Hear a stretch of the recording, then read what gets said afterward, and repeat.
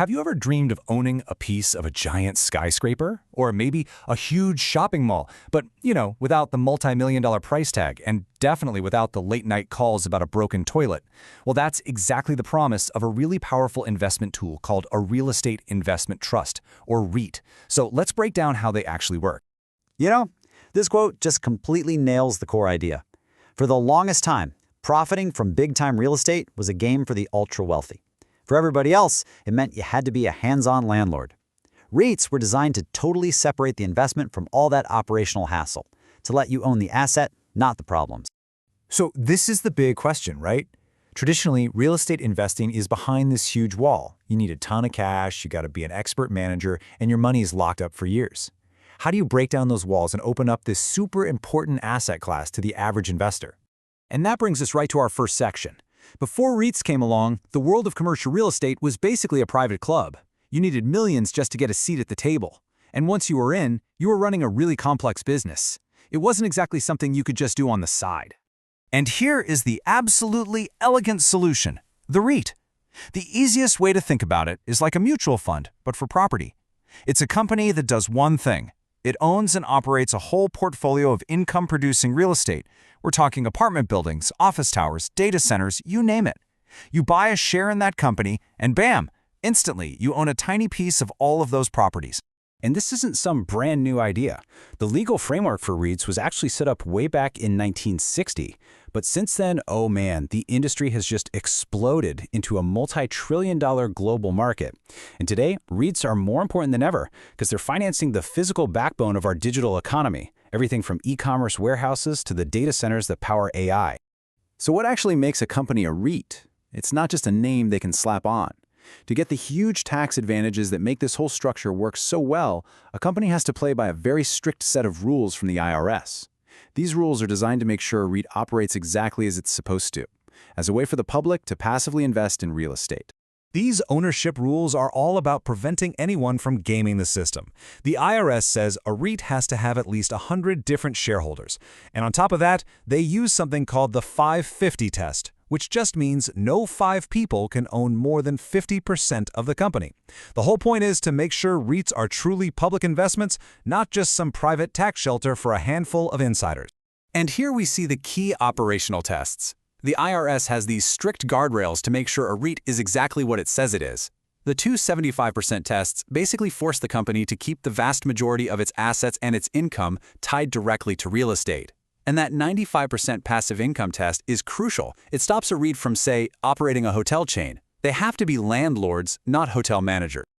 And now, we get to the magic number for REITs: 90%. This is the golden rule, the most important one of all.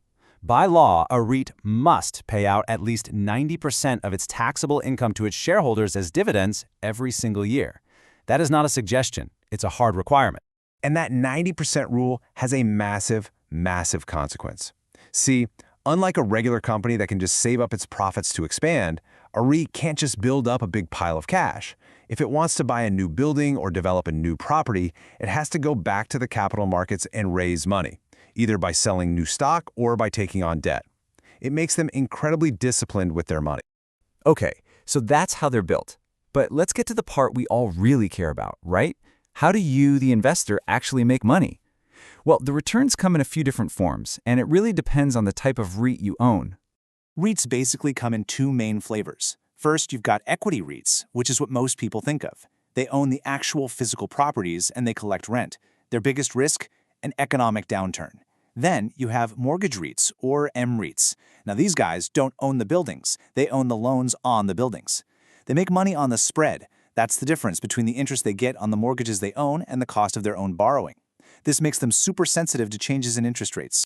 Okay, now this is a really unique and powerful feature of REIT dividends. Because of an accounting rule called depreciation, a REIT's actual cash flow is often way higher than its official taxable income. So when they pay you a dividend from that extra cash, it's called a return of capital. Just think of it like the company is giving you some of your original investment back. You don't pay tax on it today. Instead, it just lowers your cost basis, so you'll pay the tax way down the road when you eventually sell your shares.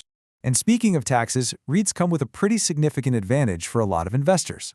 While the top federal income tax rate is 37%, the effective rate you pay on most REIT dividends is much lower, just under 30%. So how is that even possible? Well, it's all thanks to something called the Section 199A deduction. This lets investors simply deduct 20% of their REIT dividend income right off the top before they even calculate their tax.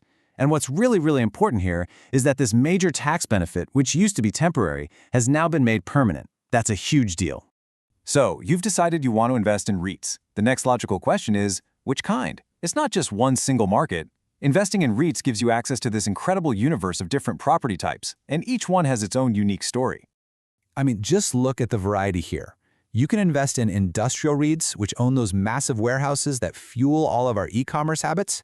You can own healthcare REITs, which are tapping into the long-term trend of an aging population. And then there are data center REITs, which are right at the heart of the whole AI revolution. Each of these sectors is its own little world, with its own specific growth drivers and its own unique risks. Let's just zoom in on that data center trend for a second. This is a perfect example of how REITs give you a direct stake in the future. The absolute explosion in AI is creating this unprecedented demand for computing power, which in turn requires these enormous, power-hungry data centers. It's kicked off what analysts are literally calling an infrastructure investment supercycle just for these specific REITs. All right, this brings us to the final, crucial comparison. We know what REITs are, we know how they work, and what they own. So how does investing in them actually stack up against the old-fashioned way, just going out and buying a property all by yourself?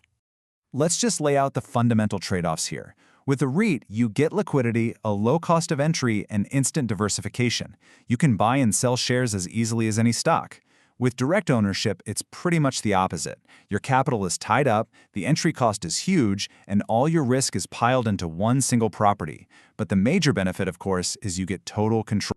So, what's the bottom line here? It's this. REITs are the way to go for investors who value liquidity, diversification, and professional hands-off management. Direct ownership is for people who absolutely crave control and want to use specific tax tools like 1031 exchanges. There's no single right answer. The better option depends completely on your personal goals for your money. So we started with this idea of being a landlord without the hassle. And now you see exactly how it's possible. This whole structure allows you to invest not just in buildings, but in major economic trends, from the warehouses that power e-commerce to the data centers that train AI. So the only question left is, which piece do you want to own?